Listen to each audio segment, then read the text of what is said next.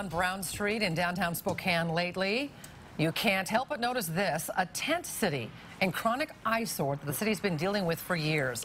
A cleanup crew cleans up the area weekly, but it's not easy for pedestrians to get around those tents.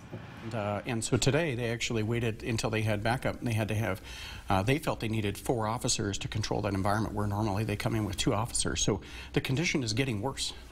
The Downtown Spokane Partnership, along with Spokane Police, try to clear the area each Tuesday, but it doesn't seem to be making an impact. The city says it's working to fix the problem, but it's a balancing act. Yeah, they say it's hard to get people to move when most of them are people who don't understand what's going on because of mental disability or even drug use. Our Nikki Torres is working for you tonight. Nikki, how does it look down there right now? Well, Aaron, cleaning crews came by this morning to clear that underpass, but even just hours after that, the homeless were back and they were setting up their tents. We did speak with the city today. They do say that they are cleaning it up weekly, but they're just chasing their own tail. Every time that they clear out the homeless, they just come back. This is what the Browne underpass looked like last week, Thursday night. Dozens of homeless people camped out in tents with all their belongings on the sidewalks. This is what the underpass looked like this afternoon. A little cleaner, but still, some homeless people and their tents returning just hours after the city sweep.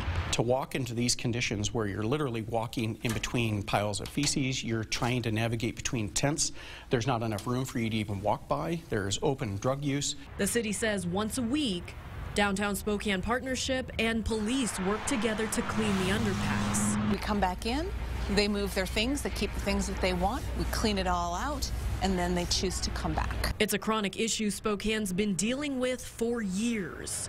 We actually covered this same story a year and a half ago. You can see a similar environment, trash, the homeless, and people just trying to walk through. It's not reasonable for our community to accept these conditions. DSP also says it's not acceptable for the homeless either. These individuals are living in their own waste. DSP works weekly to disinfect and kill off bacteria with solvent, but they say the city needs more help.